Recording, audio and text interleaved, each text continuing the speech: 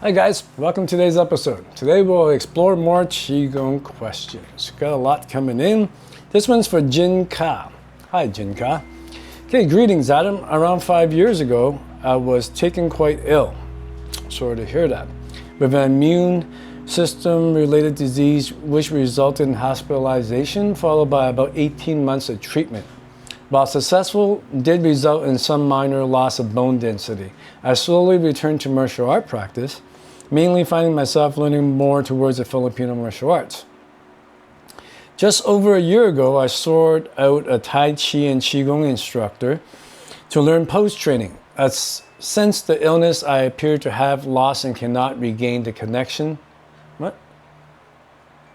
Cannot regain the connection or feeling I previously felt to the ground and my training partners during practice. Okay.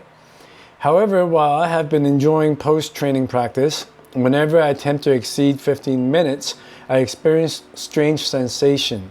The right side of my body feels like it's considerably larger and heavier, almost in opposition to the left side of my body. And my nervous system feels strange, like a combination of anxiety, trembling, discomfort for about 24 hours afterwards. Yeah. This only occurs if I exceed the previous mentioned time, but it's preventing progression and at time consistency, creating some comprehension in my practice. My Qigong instructor has simply suggested to stop practicing or try the same practice sitting on a chair. I don't really want to stop practicing standing. I very much appreciate your thoughts. If you can offer some, I discovered your channel when I needed it the most, and your content continues to enrich my practice. Thank you. Oh, that's very, thank you. Let me, first, before I continue, I want to tell you that I am not a medical profession or a doctor, so I can't give any qualified advice that this will cure you in any way.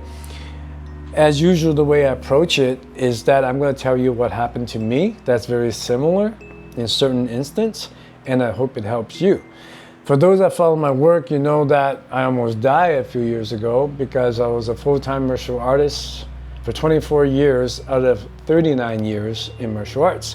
I would train about 6 days and 4 nights a week. So I get up in the morning, and it was my favorite thing to do, my number one passion in life. I pretty much get really high off it, right? So I get up and I train by myself, usually 3 to 3.5 hours of practice, including speed training, accuracy training, power training, going to the gym, hitting bags, kicking stuff, swinging weapons around, all that stuff, right?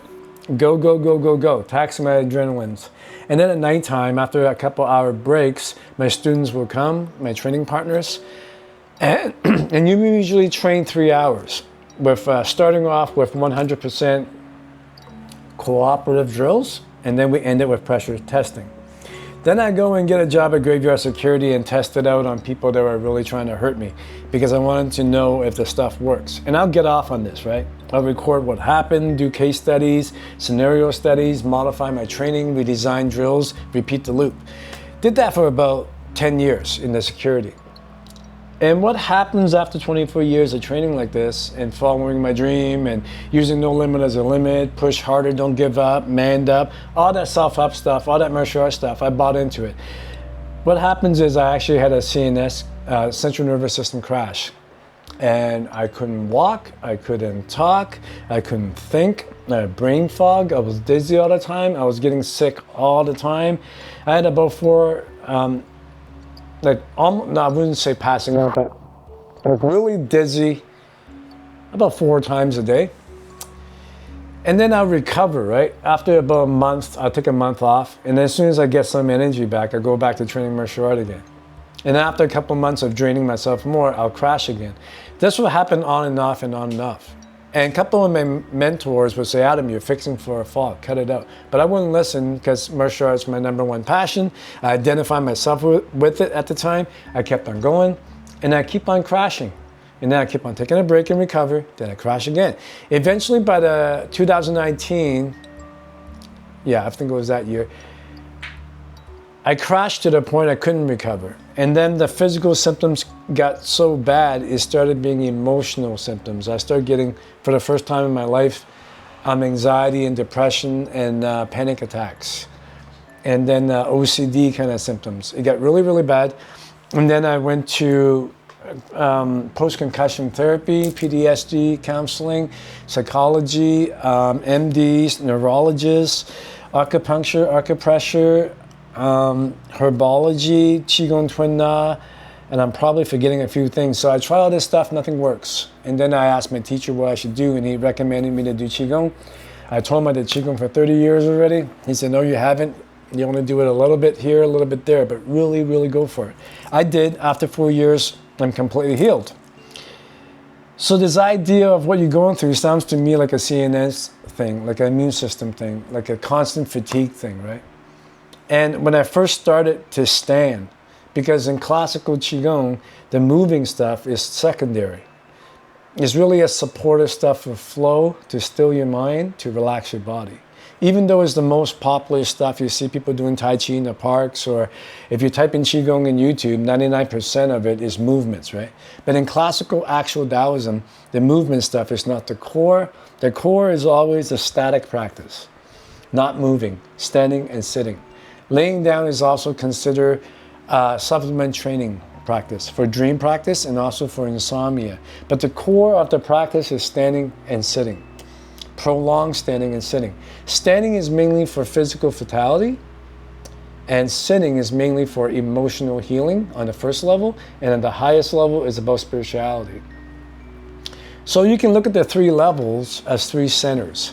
You get your lower center by your belly button, also called the dantian, right? And then you have the chest level center, called by many names by many different cultures, and then you get the third eye and the top of the head area, right? So you get the 3 centers.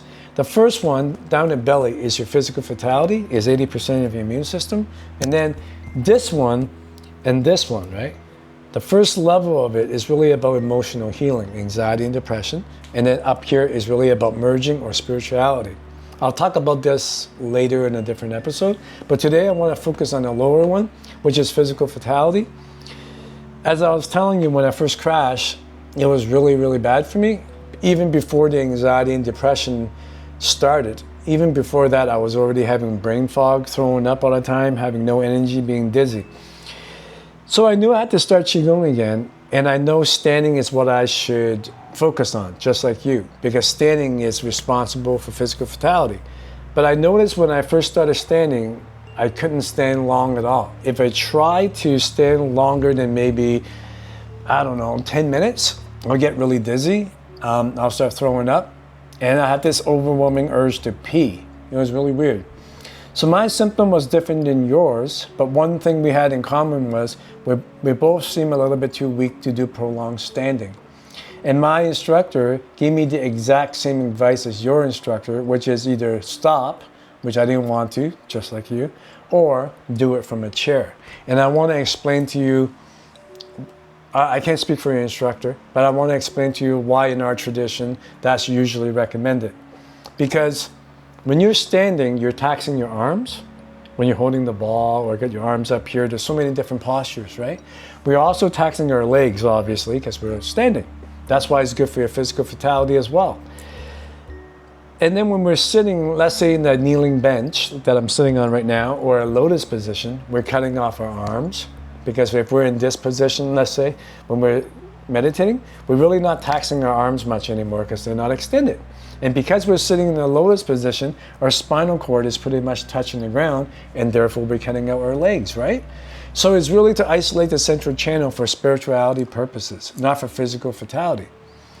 That's lotus position sitting, and then you get standing for physical vitality. Right in the middle is sitting in the chair. So if sitting in a lotus position is about 80% for emotional and spirituality and 20% for your body, physical vitality in the beginning, and standing is more 70 or 80% for your physical vitality and 20 or 30% for mindfulness, stillness, and emotional healing, then sitting in a chair will be pretty much 50-50. Because when you're sitting in a chair, the awareness of your feet is still being triggered. Not as much as when you're standing, but definitely a lot more than when you're in a lotus position. In the same time, when you're sitting in the chair in the classical pose we use in Taoism, it's not the same as when we're sitting in the lotus position. our arms are still being extended and being taxed. I mean, we can also do the usual mudra position where we cut off our arms, but a lot of the training sitting on the chair also uses our arm. Therefore, he's also good for physical vitality. In fact, Professor Jung, one of my teachers, he worked with his grand teacher, his teacher's teacher, who was the founder, the guy that invented each one, Wong Hing Zai. Both of them work in the same hospital. And Sifu told me, Professor Jung, that when he worked in the Beijing hospital with the founder, they were specializing in working in the cancer department. And a lot of time they encounter patients who are way too weak to stand up. I mean, at least at that time, as sick as I was, I could stand for about 10 minutes. And you said you can stand 15 minutes. But a lot of these cancer patients, they can't even stand at all, not even for a few seconds, right? So Sifu told me what the founder recommended in cases like that, which is a lot of them on their floor, was to do sitting on a chair. So your instructor is right. Everything that we do in post training, like creating proper posture, lining up the spine, standing on top, we can separate the vertebrae and feel the disc and the space in between, rooting into the ground, in the bottom of your feet, projecting into the ground till you can connect to the magnetic field. Open up the ribs and the spaces in the body, filling it up, opening up the pores, which leads to bone breathing. All this stuff that we do in each one, moving from the dantian, uniting the posture, shaking the tree, uniting all the muscles and the scapula, the fascia, all that can be done in sitting in a chair. But at the time, I didn't want to give up standing because of my martial art roots. But I had to kind of, for me, either shit or get off the pot kind of thing, right? It's like, look, I obviously cannot stand for long. My body's giving me signals.